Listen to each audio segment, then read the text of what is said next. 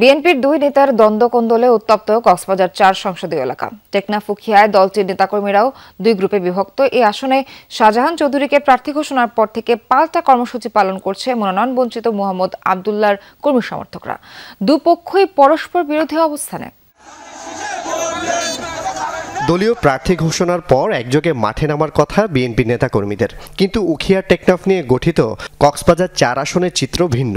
কক্সবাজার জেলা বিএনপির সভাপতি শাহজাহান চৌধুরী ও কোষাধ্যক্ষ মোহাম্মদ আবদুল্লাহর মধ্যে এমনিতেই দীর্ঘদিনের বিরোধ। সাবেক হুইপ শাহজাহান চৌধুরীকে প্রার্থী ঘোষণার পর দ্বন্দ্ব কোন্দল আরও চরমে।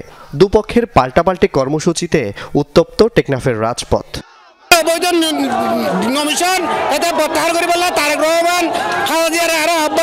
এখানে ৪৭ বছর ধরে একটি পরিবার এখানে ত্রাস সৃষ্টি করে আছে।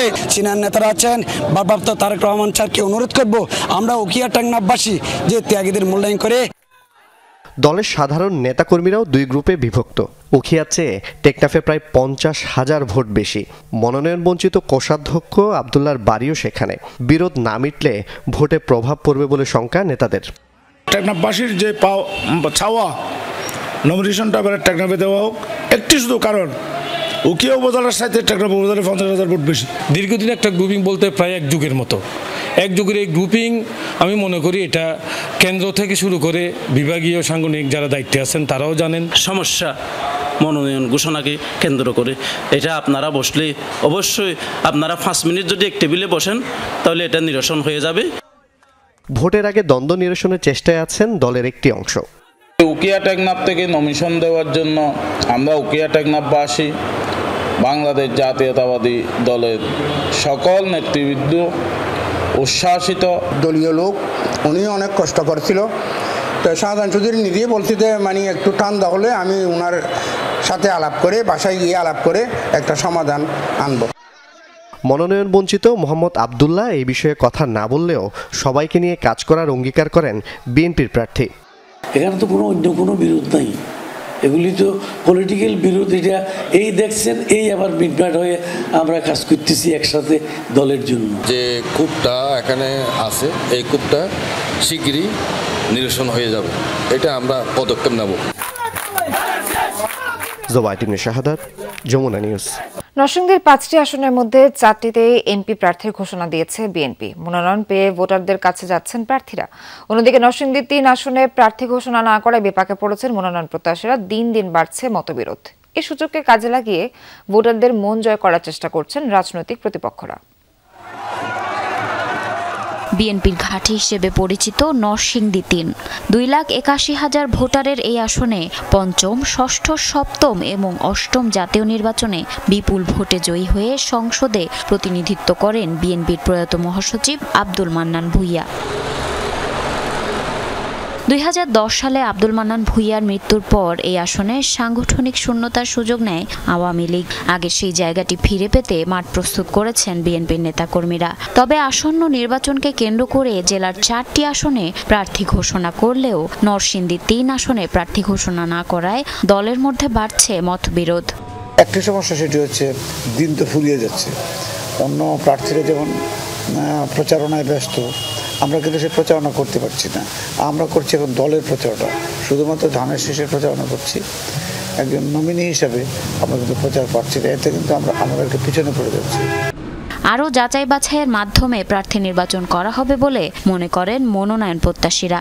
31 দফা বাস্তবায়নে ঠিক কোন প্রার্থীটি উপযুক্ত সেই জন্য আরও অধিকতর অনুসন্ধানের মাধ্যমে প্রার্থী নির্বাচন করা হবে, এটাই আমরা জানতে পেরেছি। 4টা আসনে যাচাই বাছাই শেষ হয়েছে। নরসিংদী 3, শিবপুরে যেহেতু একাধিক প্রার্থী আছে যাচাই বাছাই চলছে, তবে খুব শীঘ্রই এর সিদ্ধান্ত চলে আসবে। 1-11 রাজনৈতিক পট পরিবর্তনের পর সংস্কার প্রস্তাব উত্থাপন করলে 2007 সালে মান্নান ভূঁইয়াকে বহিষ্কার করে বিএনপি। তবে এলাকার মানুষ এখনও তার অবদানের কথা স্বীকার করেন। তাই প্রয়াত এই নেতার মরণোত্তর বহিষ্কারাদেশ প্রত্যাহার না করলে তৃতীয় পক্ষ সুযোগ নিতে পারে বলে সতর্ক করেন মান্নান ভূঁইয়া পরিষদের সদস্য সচিব। আমাদের দাবি এখন যে মান্নান ভূঁইয়ার মরণোত্তর বহিষ্কারটা বিএনপি থেকে যেন প্রত্যাহার হয়। আর যদি মান্নান ভূঁইয়ার বহিষ্কার প্রত্যাহার না হয়, তৃতীয় পক্ষ তো রাজনীতিতে সবাই সবার সুবিধা নেওয়ার চেষ্টা করবে। হয়তোবা যদি তাদের মধ্যে ঐক্যমত না হয় তাহলে তৃতীয় পক্ষ এখানে সুবিধা নিতে পারে। 5 মাস আগে এই আসনে জামায়াতের প্রার্থী ঘোষণা করা হয়েছে। মনোনীত প্রার্থী বলেন, বিগত 54 বছরে মানুষ দেশের প্রভাবশালী সব দলের শাসন দেখেছে। নেতাদের ভাগ্যের পরিবর্তন হলেও জনগণের পরিবর্তন হয়নি। তাই এবার এই আসনে জয়ের ব্যাপারে আশাবাদী জামায়াত নেতা। মানুষের অভাবনীয় সাড়া আছে, মানুষের পরিবর্তনের পক্ষে। বিগত 54 বছরে মানুষ বাংলাদেশের প্রভাবশালী সব দলের শাসন দেখছে।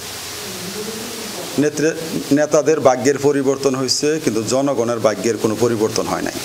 দ্রুত নরসিংদী 3 আসনে জনবান্ধব এমপি প্রার্থীর মনোনয়ন দিয়ে সকল শঙ্কার অবসান ঘটাবে বিএনপি, এমনটাই প্রত্যাশা বিএনপির নেতাকর্মীদের। জারিন অর্নি, যমুনা নিউজ। সাভারের আসলে তাজরিন ফ্যাশনসে ভয়াবহ অগ্নিকাণ্ডের 13 বছর আছে। নিহতদের স্মরণে নানা কর্মসূচি পালন করছে বিভিন্ন শ্রমিক সংগঠন। সকালে তাজরিন ফ্যাশনসের সামনে অনুষ্ঠিত হয় স্মরণসভা ও দোয়া মাহফিল। এতে অংশ নেন নিহতদের পরিবারের সদস্য, আহত শ্রমিক সহ বিভিন্ন সংগঠনের সদস্যরা। শ্রমিকদের পুনর্বাসন, যথাযথ ক্ষতিপূরণ সহ মালিক দেলোয়ারের শাস্তির দাবি জানান বক্তারা। তারা অভিযোগ করেন, সরকারের অসহযোগিতার কারণেই দোষীদের বিচার নিশ্চিত করা সম্ভব হচ্ছে না। যথাযথ ক্ষতিপূরণ ও দোষীদের শাস্তি না হওয়া পর্যন্ত আন্দোলন সংগ্রাম চালিয়ে যাওয়ার ঘোষণা দেন শ্রমিক নেতারা। 2012 সালের এই দিনে তাজরিন ফ্যাশনসে ভয়াবহ অগ্নিকাণ্ডে প্রাণ যায় 119 জনের, আহত হন অনেকেই।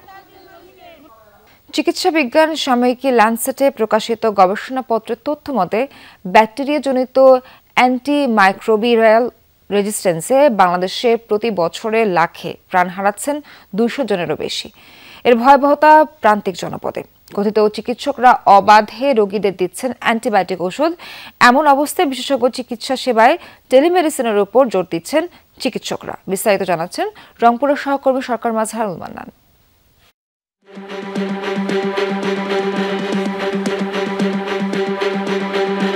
প্রেসক্রিপশনগুলোর সূত্র ধরে রংপুরের পীরগাছার অন্নদানগর বাজারে মিলনচন্দ্র বর্মনের চেম্বারে যমুনা টেলিভিশন রোগীদের দেদারসে দিচ্ছেন অ্যান্টিবায়োটিক ওষুধ, যা বিক্রি হচ্ছে পাশেই রেজিস্ট্রেশনবিহীন ফার্মেসিতে। একই চিত্রের দেখা মিলল কদমতলী বাজারের আব্দুল জলিলের চেম্বারেও। পল্লী চিকিৎসকের পদবি ব্যবহার করলেও তারা দেখাতে পারেননি কোনো সনদ। কথিত চিকিৎসকদের ইচ্ছে মতো ওষুধ দেয়ার খেসারত দিতে হচ্ছে রোগীদের।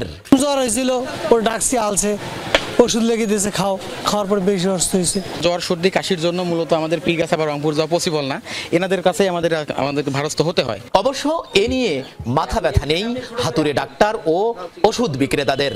সবাই লেখে এই হিসেবে লিখছিলেন, আপনারা এখন আসছেন বলতেছেন, এখন আমি এটা সচেতন থাকবো যে এটা আমার দ্বারা লেখা সম্ভব নয়, লেখা যাবে না। ইন্ডিপেন্ডেন্ট আমাদের ওইভাবে লেখার কোনো অধিকার আমাদের নাই। লেখি আসলে ঘটনা ওই যে বললাম যে আসলে ওইভাবে হাসপাতাল থেকে লেখে আর রোগী এসে বলে। স্থানীয় জনপ্রতিনিধি ও উপজেলা স্বাস্থ্য কমপ্লেক্সের ইনচার্জও তুলে ধরলেন অ্যান্টিবায়োটিক ওষুধের নির্বিচার সেবনের কথা। কেউ একদিনের জ্বর নিয়ে যায়, তখনই ওনারা একটা এজিথ্রোমাইসিন মনে হয় দিয়ে দেয়। ওনারা কখনো অ্যান্টিবায়োটিক লিখতে পারে না। একটি পল্লী চিকিৎসকের কিন্তু একটা গাইডলাইন আছেন যে পল্লী চিকিৎসক কি ওষুধ দিতে পারবেন, লিমিটটা ক্রস করেন, এটাও কিন্তু বিদ্যমান আইনের বিরোধী। এমন অবস্থায় উদ্বিগ্ন স্বাস্থ্য বিভাগের কর্মকর্তারাও। এমন একটা সময় হয়তো চলে আসতে পারে যে অ্যান্টিবায়োটিক কার্যকারিতা থাকবে না, সুতরাং এই জন্য বিশেষজ্ঞ চিকিৎসকের পরামর্শ ছাড়া যেন কোনো অ্যান্টিবায়োটিক গ্রহণ না করা হয়। বাংলাদেশে চিকিৎসক সংকট বেশ প্রকট। এমন অবস্থায় বিভিন্ন প্রান্তিক জনপদে বিশেষজ্ঞ চিকিৎসা সেবায় বেশ সাড়া ফেলেছে টেলিমেডিসিন কার্যক্রম। তিনি আমাকে এখান থেকে এই বড় ডাক্তার দেখাইলো, অনেক ভিডিও কলে অনেক ভালো পরামর্শ দিল, ওষুধও লেগে দিল। যে সিস্টেমটা ওনারা চালু করছে, এতে করে যারা প্রান্তিক জনপদের যারা লোক আছে তাদের কষ্ট করে শহরে যেতে হয় না, বা 700 টাকা 800 টাকা করে ভিজিট দিতে হয় না। বিপিডিএ টেলিমেডিসিন সেন্টার গাইডলাইন এখান থেকে আমি সংযোগ নিয়েছি। যখন অ্যান্টিবায়োটিকের আমার প্রয়োজন মনে হয় তখন আমি এখানে ভিডিও কলে স্যারদের সহযোগিতা আমি অ্যান্টিবায়োটিক লেখি। সংশ্লিষ্টরা বলছেন, প্রযুক্তিগত সীমাবদ্ধতা কাটানো গেলে টেলিমেডিসিন সেবা কার্যক্রম আরও সম্প্রসারিত হবে, কমবে অ্যান্টিবায়োটিক ওষুধের অবাধ ব্যবহারও। ফার্মেসিতে গেলে গাদা গাদা ওষুধ দিয়ে যায়, সাথে এই জিনিসগুলা থেকে তাদের সাথে ভুল না হয়, যারা যেন সঠিক পথে থাকে সেটা তৈরি করার একটা চেষ্টা করতেছে। বাংলাদেশ মেডিকেল বিশ্ববিদ্যালয়ের এক গবেষণায় বলা হয়েছে, দেশে অ্যাক্সেস অ্যান্ড ওয়াজ গ্রুপের বেশিরভাগ অ্যান্টিবায়োটিক প্রায় 90% অকার্যকর হয়ে পড়েছে। দেশে প্রতি বছর 1,70,000 লোক মারা যায় অ্যান্টিবায়োটিক রেজিস্ট্যান্সে। সরকার মাঝারুল মান্নান, যমুনা নিউজ, রংপুর। অপরিকল্পিত নগরায়নের ফলে দুর্ভোগ বেড়েই চলেছে কুষ্টিয়া পৌরবাসীর। বেশিরভাগ সড়কের বেহাল দশা, সড়ক ঘেঁষে গড়ে উঠেছে বহুতল ভবন। নতুন নতুন মার্কেট গড়ে উঠলেও নেই পার্কিং সুবিধা। 1869 সালে প্রতিষ্ঠিত প্রথম শ্রেণীর এই পৌরসভায় যথাযথ সুবিধা না মেলার অভিযোগও আছে নাগরিকদের। 42.79 বর্গ কিলোমিটার এলাকায় 21টি ওয়ার্ড নিয়ে গঠিত প্রথম শ্রেণীর কুষ্টিয়া পৌরসভা। সবশেষ 2022 সালের জনশুমারি অনুযায়ী জনসংখ্যা 2,21,806 জন, যা বর্তমানে আরও বেশি। কুষ্টিয়া জেলা আওয়ামী লীগের কাণ্ডারি খ্যাত সাবেক মেয়র আনোয়ার আলী দীর্ঘ সময় পৌর মেয়রের দায়িত্ব পালন করলেও নাগরিকদের দিতে পারেননি কাঙ্ক্ষিত সেবা। দীর্ঘদিন ধরে শুনে আসছি যে এখানে কাজ হবে, আজকে 2 বছর 3 বছর অতিবাহিত হয়ে গেছে, পৌরসভার কোনো উন্নয়ন কাজ হচ্ছে না। পূর্ববর্তী মেয়র সাহেবও করেনি, বর্তমানে প্রশাসনও এদিকে নজর দিচ্ছে না। অকেজো ড্রেনেজ ব্যবস্থা, চাপা সড়ক আর যানজটের তীব্রতায় বিপাকে পড়তে হয় রোগীসহ সাধারণ মানুষদের। রিক্সা ভ্যান যাওয়ার খুব সমস্যা, ড্রেনের কার্যক্রম খুবই বাজে একটা অবস্থা, পরিষ্কার পরিচ্ছন্ন করছে না, রাস্তা রুগী টুগী আসার জন্য খুবই বাধাগ্রস্ত হচ্ছে। ড্রেনেজ ব্যবস্থা প্রপারভাবে হয় তাহলে নিষ্কাশন ব্যবস্থাও একটু ক্লিয়ার হবে এবং গাড়ি পার্কিংয়ের ব্যবস্থাও আলাদাভাবে করা উচিত। 20 ফিটের সড়কের 10 ফিট থাকে অবৈধ দখলে, তার উপরে পৌর কর্তৃপক্ষের বেহিসাবি অটোর অনুমোদন, যা এখন রীতিমতো গলার কাটা হয়ে দাঁড়িয়েছে। নিয়ম নীতির তোয়াক্কা না করে সড়ক ঘেঁষে ভবন নির্মাণ, যা এখন ভেঙে সরানো প্রায় অসম্ভব। ফলে সংকট বাড়ছে পৌরবাসীর। বিভিন্ন ধরনের বিল্ডিং এর নির্মাণ সামগ্রী যত্রতত্র পড়ে থাকে। আমরা কুষ্টিয়া শহরবাসী এটা নিয়ে আমরা চরম বিপদের মধ্যে আছি। পৌর উন্নয়নে এডিবি সহ কয়েকটি প্রকল্পের কাজ শুরু হবে, তবে ভবন ছড়িয়ে সড়ক নির্মাণ বিরাট এক প্রতিবন্ধকতা বলছেন পৌর প্রশাসক। পৌরসভার প্রধান রাস্তা এবং ড্রেনেজ সমূহ প্রশস্তকরণ, সংস্কার এবং ড্রেনেজ নির্মাণের কাজ ইতিমধ্যেই আমাদের শুরু হবে। টেন্ডার প্রসেসিং একদম ফাইনাল পর্যায়ে রয়েছে এবং অনুমোদনের জন্য আমরা ঢাকায় প্রেরণ করেছি। আলটিমেট কথা হচ্ছে সাধারণ জনগণকে সচেতন হতে হবে, নাগরিকদের সচেতন হতে হবে এবং ব্যবসায়ী যারা আছেন তারাই ব্যবসা করবেন, এই তাদেরই শহর। এই শহরটাকে বাসযোগ্য সুন্দর রাখতে গেলে তাদেরকে দায়িত্বশীল আচরণ করতে হবে। অপরিকল্পিত নগরায়নের কুফল ভোগ করছে কুষ্টিয়া পৌরবাসী। এখনই যদি পরিকল্পিত ব্যবস্থা গ্রহণ করা না হয়, তাহলে ভবিষ্যতে আরও দুর্ভোগে পড়বে পৌর নাগরিকেরা। রুহুল আমিন বাবু, যমুনা নিউজ, কুষ্টিয়া।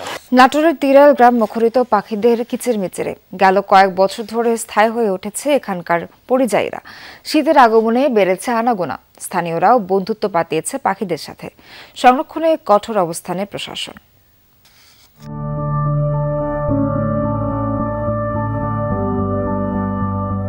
বৃক্ষের সবুজিমা ছেয়ে গেছে পাখিদের বিচরণে। ডালে ডালে বাসা বেঁধেছে শামুক খোল।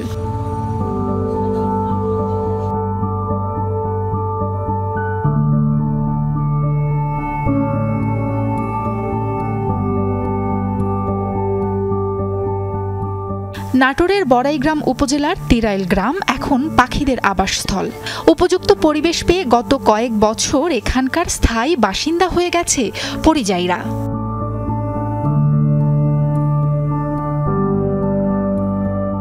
এই পাখিগুলি আমাদের তিরাইল গ্রামে আসে, এরা প্রকৃতির নিয়মেই মাঠ ঘাটে বিভিন্ন জায়গায় তারা যায়, খাবার গ্রহণ করে। এরা আমাদের কোনো ডিস্টার্ব করে না এবং এখানে দেখা যাচ্ছে সেই হিসাবে আমাদের তিরাইল গ্রামটা পাখির গ্রাম হিসেবে অনেক জায়গা পরিচিত। শামুকখোল বেশি দেখা গেলেও মাঝে মধ্যেই চোখে পড়বে সাদা বকের ঝাঁক। উকি দিয়ে যাবে রাতচড়া, পানকৌড়ি সহ বিভিন্ন প্রজাতির হাঁস।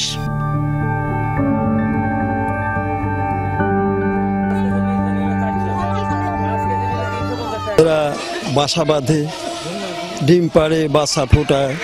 অনেক সব আমারও ভালো লাগে। পাখি রক্ষণাবেক্ষণের জন্য একটা কমিটি গঠন করেছি এবং বিভিন্ন জায়গা থেকে বিভিন্ন রকম দুষ্কৃতিকারীরা যখন পাখি শিকারের জন্য আসে আমরা সেটা প্রতিহত করি।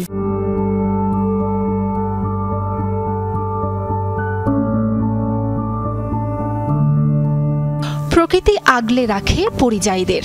মানুষের সাথেও বেশ সখ্যতা গড়ে উঠেছে নাম না জানা এসব পাখিদের।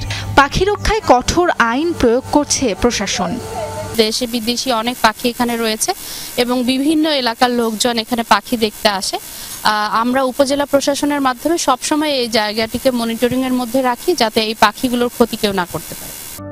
জীববৈচিত্র্য ও পরিবেশের ভারসাম্য বজায় রাখতে পাখি রক্ষায় সবাই তৎপর হবে, এমন প্রত্যাশা পাখিপ্রেমীদের। সাবরিনা লিজা, যমুনা নিউজ।